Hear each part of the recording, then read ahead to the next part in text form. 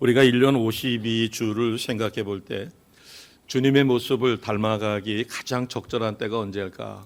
그것은 2월 22일서부터 시작되는 사순절 기간이 될 것입니다. 왜냐하면 사람의 의식과 행동이 변화되는 데는 적어도 21일이 필요하다고 이야기합니다. 이것은 행동학자들의 견해죠. 사순절은 무려 46일, 주일을 빼면 40일 동안 경건한 절제의 삶을 살 수 있는 최선의 시간이 되기 때문입니다. 사순절이라는 용어는 40일간의 기념일이라는 히랍적인 테살코스테라고 하는 말을 번역한 것입니다. 사순절은 4월 9일이 부활주일인데요. 그때서부터 거꾸로 계산해서 주일을 6번을 뺀 나머지 40일. 그래서 그 40일 동안 하나님의 은혜 가운데 살 수 있는 그런 은혜의 시간, 그래서 40일간의 기념일이다라는 의미를 갖고 있습니다. 사순절을 통해서 우리는 주님의 고난을 생각하고 그 고난에 어떤 모습이든 간에 참여합니다. 그래서 고난과 부활을 기념하고 내가 살 수 있는 한 최대한 말씀을 묵상하고 기도하여 경건한 삶을 살고자 합니다. 왜 사순절 기간을 40일로 정했을까? 그것은 성경에 40이라는 숫자를 찾아보면 먼저 예수님께서 공생애를 시작하기 전에 광야에서 금식하신 시간이 바로 40일 동안입니다. 그리고 나서 이제 마귀에게 시험을 받으셨죠. 또 시내산에서 하나님으로부터 이스라엘 백성에게 필요한 말씀 10계명을 주실 때 모세가 하나님과 더불어 40일 동안 틀림없이 어떠한 음식을 취하지 않고 금식하며 하나님 말씀을 받았던 그때가 바로 40일입니다. 하나님의 택한 백성이 광야에 들어가기 위하여 하나님께서 그들을 연단하신 시간, 그것이 바로 40년이라고 하는 것이죠. 또 예수님께서 죽음에서 부활하시고 승천하실 때까지 40일 동안 이 땅에 머물러서 제자들을 가르치고 필요한 말씀을 사랑하는 주의 백성들에게 남겨주신 그 기간이 40입니다. 이렇게 성경에서는 40이라는 그 숫자가 어떤 의미에서는 고난이요, 어떤 의미에서는 갱신을 의미하는 시간이기에 이제 우리들이 그 40일 동안 특별히 나를 변화시킬 수 있는, 예수님을 닮아갈 수 있는 그런 은혜의 시간을 갖자, 그렇게 해서 사순절의 기간을 정했습니다. 이 초대교회 성도들은 이 사순절을 철저하게 지켰다고 합니다. 주님께서 나를 위하여 십자가에 죽으신 그 죽음을 의미하며 성찬을 준비하고 또 주님의 순환에 동참한다는 의미에서 철저하게 금식을 했죠. 그래서 하루에 한 끼 또는 온전 금식으로, 그리고 하루 한 끼를 먹되 물고기라든가 고기와 같은 것은 아예 배제를 했습니다. 심지어는 우유나 달걀로 만든 음식도 금지가 되겠죠. 제가 어린 시절에 믿음 생활할 때만도 이 사순절 기간 동안에 한 끼 금식을 하고 40일 동안 금식한 것을 모아서 금식미를 보낸다든가 또는 구제한다든가 이렇게 거룩한 모습으로 참여하는 그런 참여가 많았습니다. 저희 교회에서는 40일 동안 특별히 기도할 수 있는 시간을 사순절 핸드북을 만들어서 점검하며 활용하시라고 사순절 핸드북을 만들어 드렸습니다. 그리고 고난주간만큼은 특별히 우리가 공식적으로 모여서 뜨겁게 기도하기로 했습니다. 자, 먼저 이사야 53장을 통해서 그리스도의 참된 고난의 의미를 우리가 다시 한번 살펴보고자 합니다. 먼저 1절서 3절을 보시게 되면 고난받기 위해서 이 땅에 오신, 십자가에 우리를 구속하기 위하여 오신 주님의 모습이 종의 모습으로 그려져 있습니다.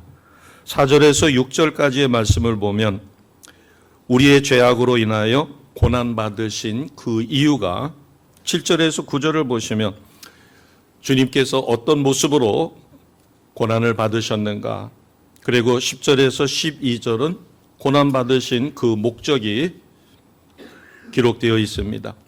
먼저 주님의 고난의 모습을 살펴보고자 합니다. 2절을 같이 하겠습니다. 2절입니다. 시작. 그는 주 앞에서 자라나기를 연한 순 같고 마른 땅에서 나온 뿌리 같아서 고운 모양도 없고 풍채도 없은즉 우리가 보기에 흠모할 만한 아름다운 것이 없도다. 아멘. 이것은 단지 예수님 후에 오실 메시아이신 예수 그리스도의 외적인 모습만을 묘사했다 이렇게 보기에는 어렵습니다.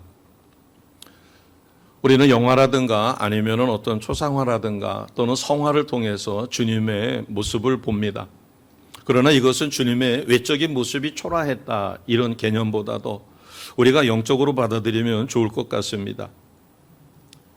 우리가 예수님을 믿는다고 해서 세상에서 환대를 받거나 또는 꽃길만 걷지는 않죠.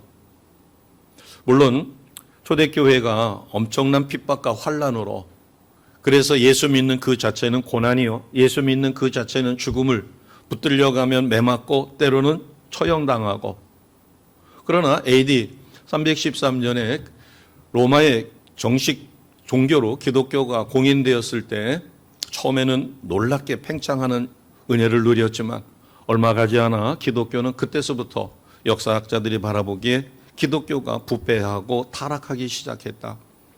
만약에 교회 나가고 예수님을 믿는 그 삶 자체가 세상 사람들이 깜짝 놀랄 만큼 박수치고 환호할 만큼 그러한 삶이었다면 많은 사람들은 교회로 몰려들 것입니다.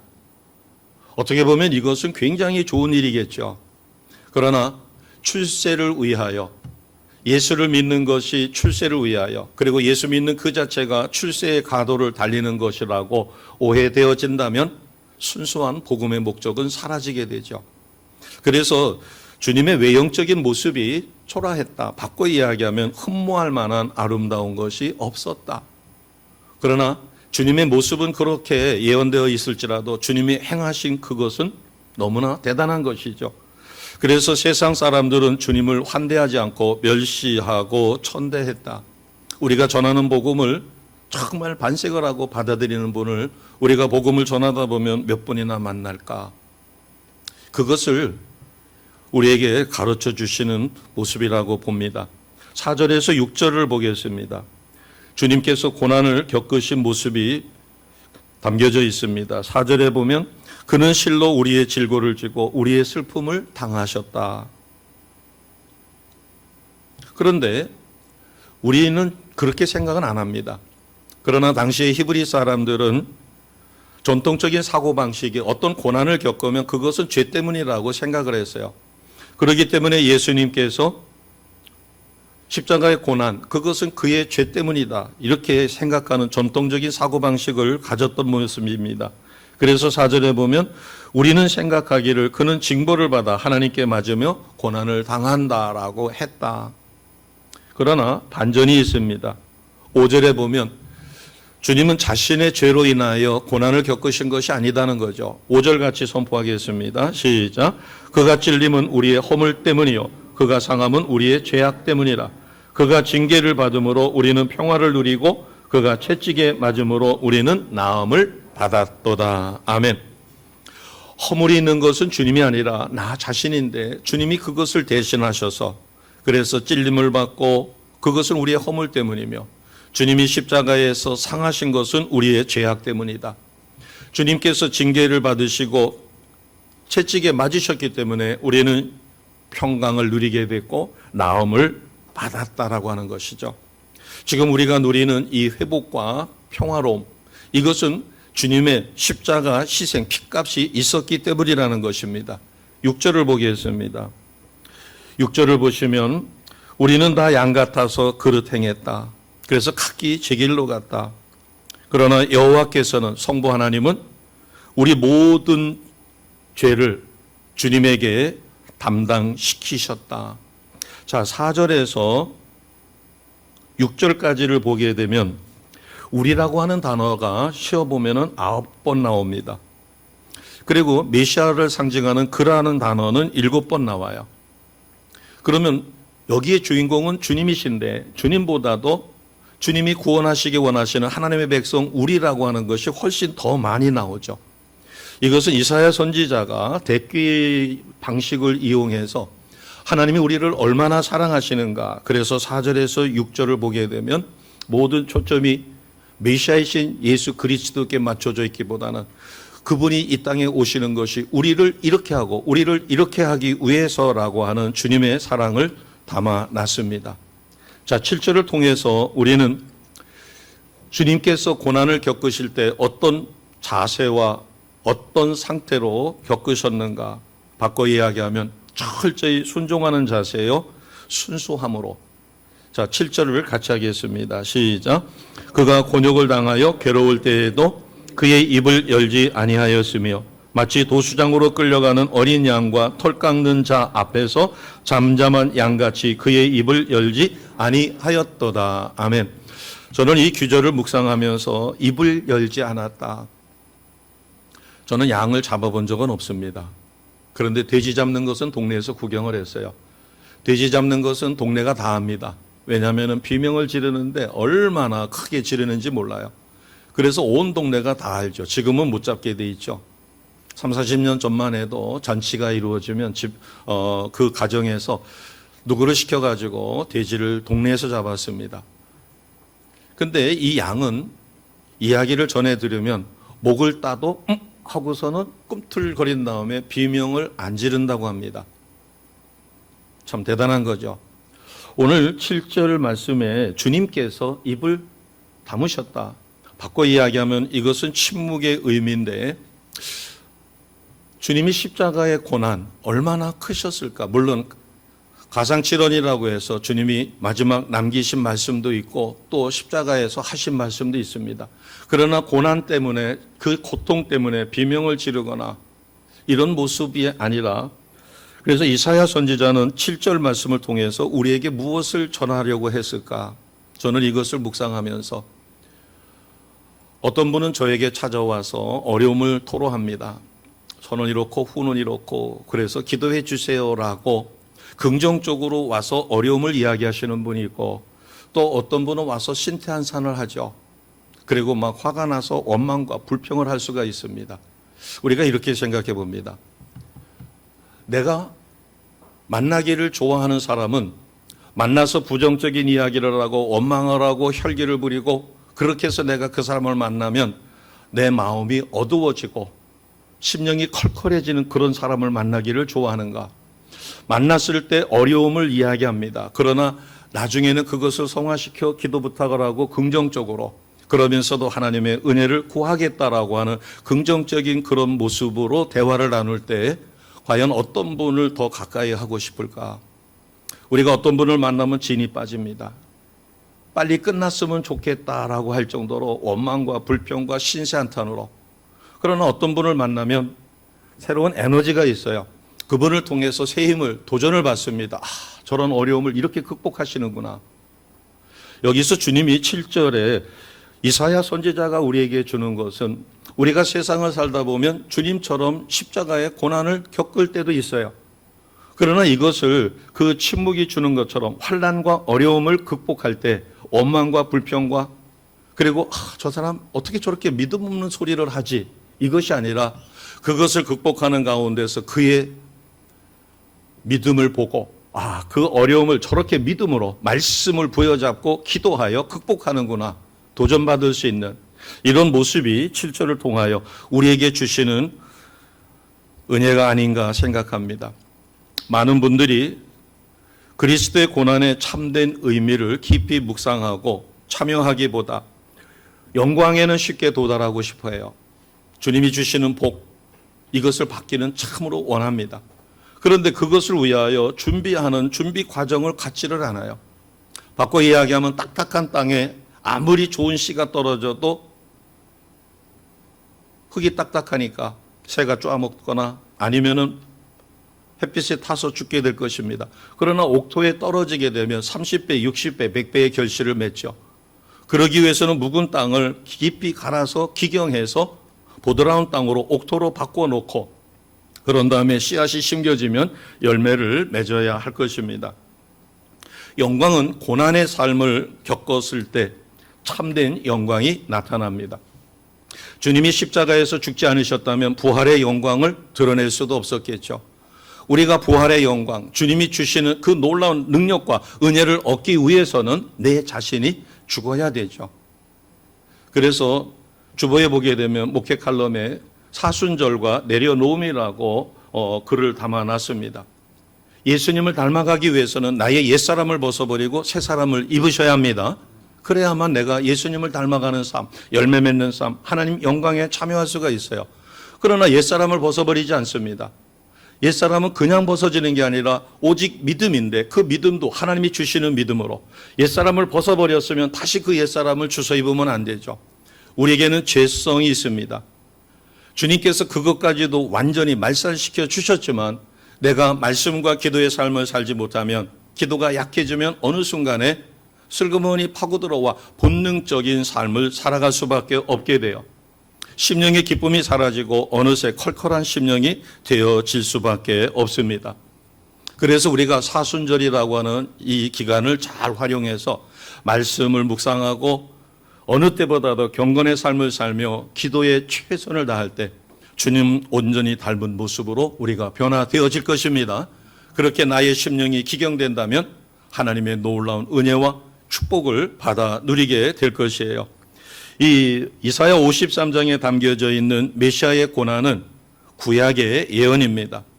이 예언의 말씀은 후에 700여 년이 지난 신약시대에 온전히 이루어지게 되죠.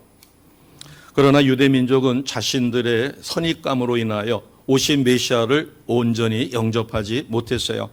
왜냐하면 그들은 정치적인 메시아, 화려한 메시아, 로마보다도 더 막강한 이스라엘로 변화시켜 줄 것을 기대했던 그 기대치가 너무나 크기 때문에 인류의 죄를 대속하기 위하여 오신 예수님을 영접하기가 어려웠던 것입니다. 메시아의 고난은 십자가의 신약시대의 복음입니다. 구약의 예언이 신약시대에 와서 완전히 성취된 모습을 우리는 이미 알고 있습니다. 탄생, 죽으심, 부활하심, 승천하심, 보혜사 성령을 보내셨고 이제 마지막 남은 재림만 남았습니다.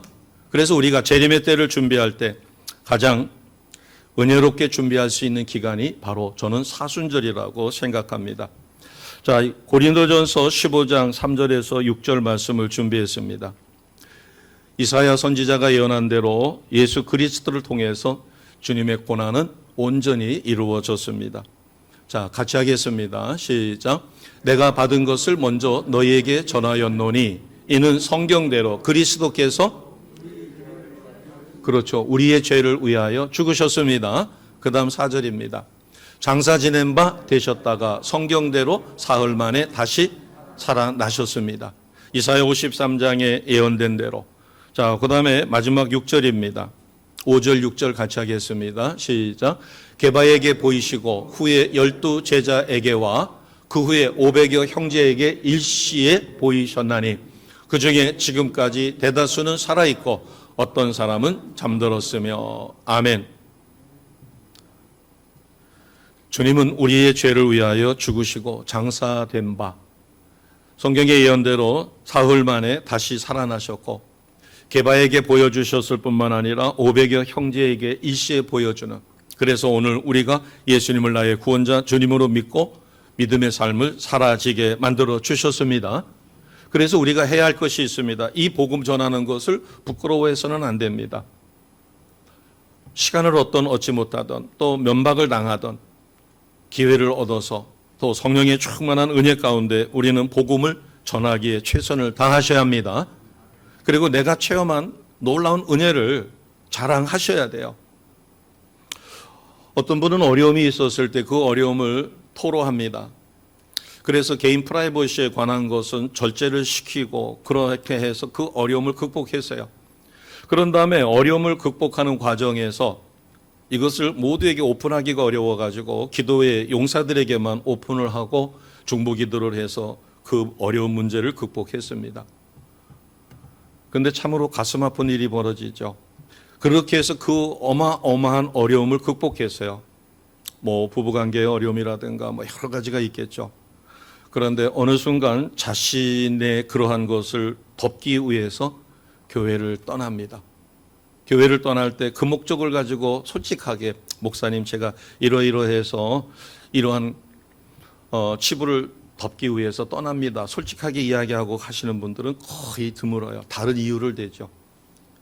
적당치 못한 다른 이유를 대고 그래서 신분 세탁을 하는 것처럼, 그러나 우리가 비록 내가 어떤 치부가 있다 하더라도 주님이 나를 고치셨고 변화시켜 주셨으면 그것을 담대하게 간증할 때 다른 사람들이 듣고 와, 저런 어려움도 저렇게 믿음으로 극복하는구나. 그러면 육신적으로 환경적으로 극복된 그것뿐만 아니라 그것을 간증함으로 하나님을 영화롭게 하고 살아서 역사하시는 성령의 놀라운 역사를 간증하게 되니까 거기에 따르는 놀라운 축복이 담겨져 있는데 그 고비를 넘기지 못하는 것이에요. 너무 안타깝죠. 인간적으로 안타까운 것이 아니라 그 고비를 넘겨야 되는데, 그래서 우리는 복음을 부끄러워하지 마시고 복음을 자랑하는, 그래서 간증의 주인공 되시기를 주님의 이름으로 축복합니다. 아멘. 5절을 보겠습니다. 5절을 보시면 주님이 십자가에 겪으실 그 고난, 메시아의 고난이죠. 메시아의 고난은 하나님의 능력으로 나타납니다. 바꿔 이야기하면 메시아의 고난은 우리에게는 영광이요 하나님의 능력이 나타나는 것이 되죠. 5절에 보겠습니다. 그가 찔림은 우리의 허물 때문이며 그가 상함은 우리의 죄악 때문입니다. 그런데 놀라운 하나님의 능력이 나타나죠. 그가 찔리고 그가 상하였기 때문에, 그리고 징계를 받으셨기 때문에 우리는 평화를 누리고, 그리고 그가 채찍에 맞으심으로 우리는 무엇을 얻었어요? 나음을 받았다.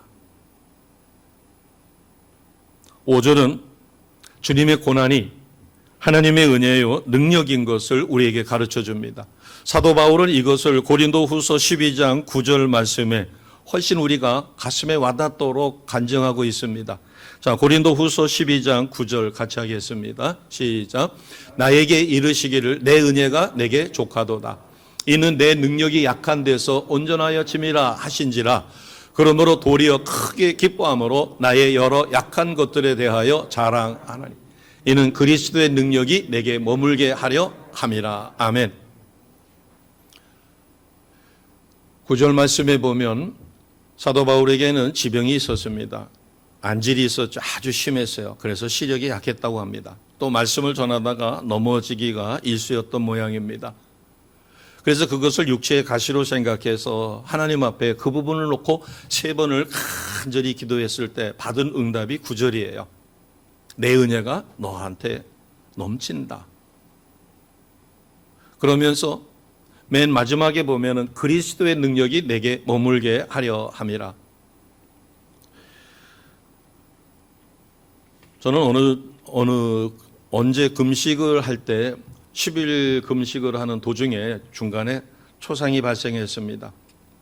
그래서 7일째인가 며칠째인가 초상이 발생돼 가지고 와서 예배를 집도를 했어요.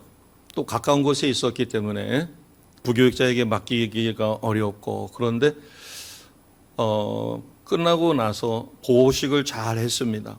근데 아마 어떤 이유에서인지 몸에 가려움증이 생겼어요. 그리고 그 가려움증이 나중에는 알러지로, 그리고 이렇게 가려워서 긁으면 벌건 줄이 생깁니다. 피부과에다가 가서 했더니 약을 주고 또 연고를 로션을 주고 이렇게 해서 바르면 한 20-30분이면 사라져요. 제가 이 말씀을 드리는 것은 소천하신 저희 어머님도 비슷한 증세가 있었어요. 그때는 그냥 두드러기라고 그랬습니다. 알러지라는 말이 아예 없었고. 그래서 너무나 가려우시면은 어머니가 저를 불러가지고 등 좀 긁어달라. 그래서 등을 이렇게 긁다가 보면은 손톱 자국이 줄이 쭉쭉 났어요. 펄겋게.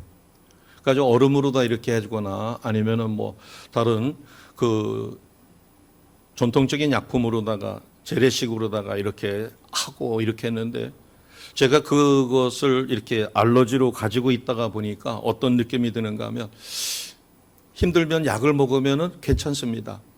그런데 그 약이 그렇게 좋은 약이 아니기 때문에 가능한 한 안 먹으려고 참고 있죠. 정이나 힘들면 연고를 바르게 되면 한 30분 정도 있다가 가려움증이 사라져요.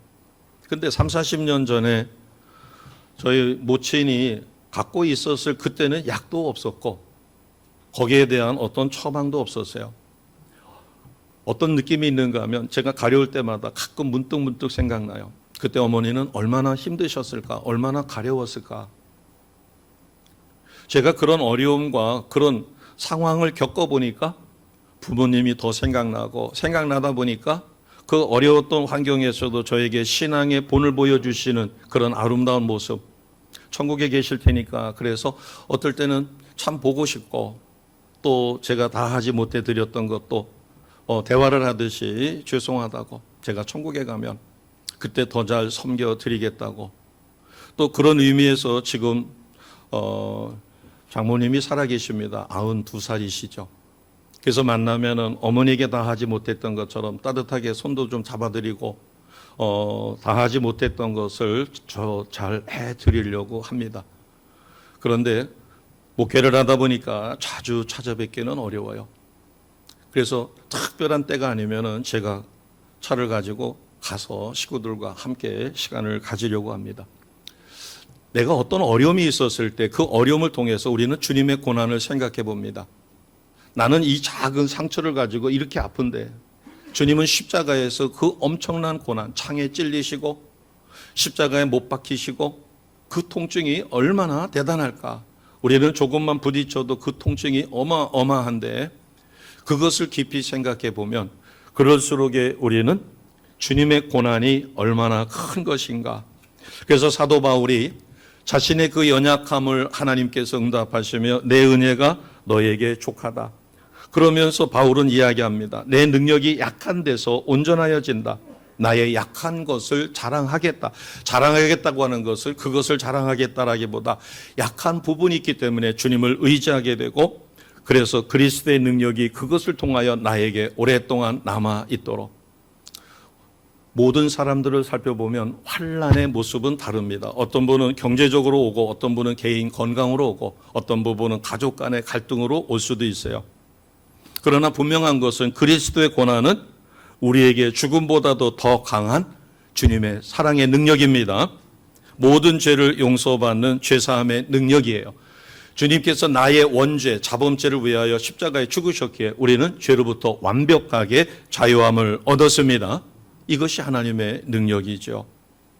우리가 이를 믿고 받아들이면 우리는 예수님을 나의 구원이요 나의 주님으로 영접하게 되면 우리는 죄사함을 얻었습니다. 그래서 죄인에서 의인으로 신분이 바뀌었습니다. 그래서 우리는 지금 당장 죽어도 천국 백성이요 죄인이 아니라 의인으로 당당하게 살아가게 됩니다. 죄의 권세 아래서 살았던 진노의 자녀가 아니라 우리는 이제 하나님의 자녀가 되었습니다. 그래서 이렇게 주님의 초청을 받고 와서 예배를 드리게 된 것이죠. 이것만 생각해도 우리는 내가 예수 믿고 크리스찬이 되었다는 사실, 이것만으로도 우리는 참된 행복을 누릴 수 있는 하나님의 자녀가 되었습니다. 자, 이제 말씀을 정리합니다. 그러면 우리가 이 사순절을 기간을 통하여 아니면 나를 위하여 고난의 종으로 이 땅에 오신 주님 어떻게 닮아갈 것인가. 자, 베드로전서 4장 1절에서 2절 말씀 살펴보겠습니다. 1절을 같이 하겠습니다. 시작. 그리스도께서 이미 육체의 고난을 받으셨으니 너희도 같은 마음으로 갑옷을 삼으라. 이는 육체의 고난을 받는 자는 죄를 그쳤음이니. 아멘. 고난을 받으신 예수님을 본받는 삶을 우리가 살아야 될 것이에요. 자, 2절을 이어서 보겠습니다. 같이 합니다. 그 후로는 다시 사람의 정욕을 따르지 않고 사람의 뜻을 따라 육체의 남은 때를 살게 하려 함이라. 아멘. 기도의 자리에 달려와서 기도하며 시간을 하나님 앞에 드리는 것보다는 편하게 집에서 텔레비전 보면서 쉬는 것이 훨씬 나을 것입니다. 또 하루 종일 직장에 시달리다 보면 저녁에 피곤해서 기도의 자리에 수요일 날, 금요일 날 달려오기가 쉽지 않을 것이에요. 그것은 2절 앞부분에 있는 것처럼 사람의 정욕. 사람의 정욕은 좀 더 쉬고 싶고 좀 더 편한 삶을 살고 싶은 것이에요. 하나님은 하나님이 택한 자에게 어떤 어려움을 주실 때 그 어려움을 잘 깨달아야 합니다. 왜 이런 어려움이 왔을까? 그것은 그냥 거저 주시는 것이 아니라 더 하나님 앞으로 가까이 벌로 하나님이 더 큰 은혜를 주고 더 큰 능력으로 그를 쓰시기 위하여 작은 것으로 연단을 하십니다. 우리는 저서부터도 된통 피곤할 때는 제가 목사가 아니면 수요 예배에 쉬고 싶을 때가 있을 수도 있죠. 그러나 사람의 정욕을 따르지 않고 하나님의 뜻을 따라 육체의 남은 때를 우리가 온전히 살기 위해서는 철저하게 신앙으로 훈련이 되어야 하는 거예요.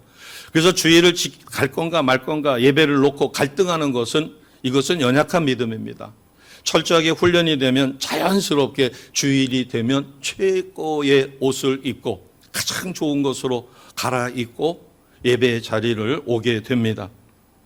그래서 이것을 베드로전서 4장 2절에는 사람의 정욕을 따르지 않고 하나님의 뜻을 따르는 삶. 그래서 우리가 사순절을 소중하게 여기는 것은 나의 습관이 바뀌기 위해서는 21일이라고 하는 시간이 필요하다고 합니다. 그러나 그 21일보다도 더 긴 사순절 기간을 활용하면 나의 삶을 온전히 변화시켜 갈 수 있습니다. 자, 이것을 골로새서 1장 24절은 이렇게 가르쳐 줍니다. 같이 하겠습니다. 시작.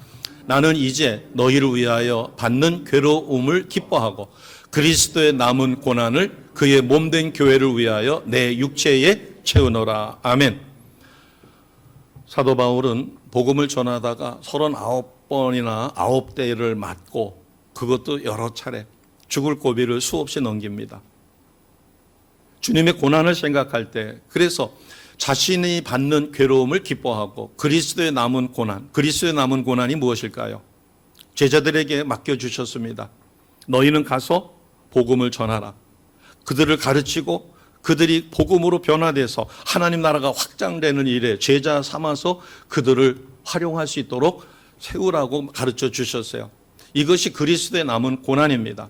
내가 복음을 전하기 위하여, 그러기 위해서는 내가 영역을 키워야 합니다. 영역은 집에서 말씀 묵상을 통해서도 키워지고, 그러나 합심해서 기도할 때 우리는 더 큰 힘을 누릴 수가 있습니다. 남은 고난을, 주님의 남은 고난을 내 육체에 채워서, 바꿔 이야기하면 기도의 자리로, 섬김의 자리로, 성전 봉사하는 것, 회사 같은 데서는 청소 같은 것은 용역에 맡깁니다. 그러나 교회는 아무리 경제적인 여유가 있는 교회라고 할지라도 그 경제적인 여유로 청소라든가 교회 섬김에 필요한 부분을 용역회사에 맡기지 않아요. 그래서 성도들에게 최소한 성전 청소라든가 최소한의 어떠한 봉사를 할 수 있도록 그렇게 배려를 하는 것입니다. 자, 우리가 삶에 적용하는 부분을 네 가지만 살펴보고 마치고자 합니다. 자, 골로새서 1장 28절 말씀입니다. 골로새서 1장 28절 말씀 앞부분을 보게 되면 같이 하겠습니다. 시작. 우리가 그를 전파하여 각 사람을 권하고 모든 지혜로 각 사람을 가르침은 각 사람을 그리스도 안에서 완전한 자로 세우려 함이래. 아멘. 이 28절 말씀은 목회자에게만 해당되는 게 아니라 평신도 지도자들에게도 해당이 됩니다. 예수님을, 그 참된 복음을 전하여 각 사람을 권한다. 이것은 복음을 전하는 거죠. 영혼 구원을 위해서 하나님 나라가 확장되는 일에 내가 복음 전하는 일에 쓰임을 받는 것입니다. 그 다음을 보게 되면 모든 지혜로 각 사람을 가르쳐라. 왜냐하면 그 각 사람을 가르쳐야만 그가 그리스도 안에서 완전한 자로 세워질 수 있기 때문입니다. 그래서 우리가 주님은 나를 위하여 이사야 53장에 예언된 대로 십자가의 고난을 겪으셨고 우리는 그 고난을 바라보며 그것에 참여하여 경건의 삶으로, 그러나 그것을 통하여 주시는 능력으로, 그래서 우리는 세상 다하는 그 순간까지 최선을 다해야 합니다. 이것은 29절에 이렇게 우리에게 가르쳐 줍니다. 같이 하겠습니다. 시작. 이를 위하여 나도 내 속에서 능력으로 역사하시는 이의 역사를 따라 힘을 다하여 수고하노라. 아멘. 마지막 부분을 보면 성령의 역사를 쫓아 힘을 다하여 수고한다. 오늘 성령께서 우리를 주시는 감동을 다해서 사순절을 철저히 준비하고 또 나를 통하여 묵은 땅이 기경되면 놀라울 역사가 있습니다. 교회를 통하여, 가정을 통하여 또 각자에게 주신 사명을 감당할 수 있도록 하나님은 우리를 통하여 변화시켜 가기를 진실로 원하시기에 최선을 다해서 수고하시는 우리 모두가 되시기를 주님의 이름으로 축복합니다. 자, 이제 마지막으로 베드로전서 4장 13, 14절을 통해서 우리가 즐거워해야 할 것이 무엇인가를 말씀으로 마치고자 합니다. 같이 하겠습니다. 오히려 너희가 그리스도의 고난에 참여하는 것으로 즐거워하라. 이는 그의 영광을 나타나실 때에 너희로 즐거워하고 기뻐하게 하려 함이라. 너희가 그리스도의 이름으로 치욕을 당하면 복이 있는 자로다. 영광의 영 곧 하나님의 영이 너희 위에 계심이라. 아멘. 13절 말씀에 보면 그리스도의 고난에 참여하는 것으로 기뻐하라. 이것은 바꿔 이야기해요. 내가 현실을 살다가 어떤 어려움이 있습니다. 육체적인 어려움, 가정적인 어려움, 물질적인 어려움. 그 어려움을 어려움으로 보지 말고 주님의 입장에서 주님은 이보다 더 크신 십자가의 고난을 겪으셨고 극복하셨고 부활 승천하셨으며 우리에게 보혜사 성령을 보내주셨다. 그러면 이것을 통해서 나는 무엇을 바라보며 무엇을 깨달아 하나님이 나를 쓰시고자 하시는 모습으로 변화될 것인가, 이것을 생각하며 그것을 극복하게 되면 결과적으로 우리는 그 과정도 즐거워하게 되어집니다. 진실로 감사하게 되죠. 어떤 어려움이 있었을 때 그 어려움은 내 힘으로 도저히 불가능합니다. 그때 입이 바짝바짝 마를 수가 있죠. 또 그 어느 때보다도 간절히 기도할 때가 있습니다. 내 힘으로 이루어질 수 있다면 육체적으로 최선을 다하겠지만 내 힘으로 불가능할 때 우리는 최선을 다하여 하나님 앞에 전심으로 기도합니다. 어느 때 가장 절실한 기도를 했고 가장 순수한 기도를 했는가? 그것은 불가항력적일 때, 내 힘으로 도저히 불가능한 일, 그리고 이것이 이루어지지 않는다면 나의 생계의 유지가 어렵거나 아니면 생명의 위협을 받았을 때, 아니면 내가 사랑하는 누구의 생명이 위협받았을 때 우리는 최선의 삶으로 하나님 앞에 충실하게 기도하게 됩니다. 사순절을 통해서 절기에 담아 놓으신 하나님의 크신 은혜와 능력을 누리시는 우리 모두가 되시기를 주님의 이름으로 축복합니다. 아멘.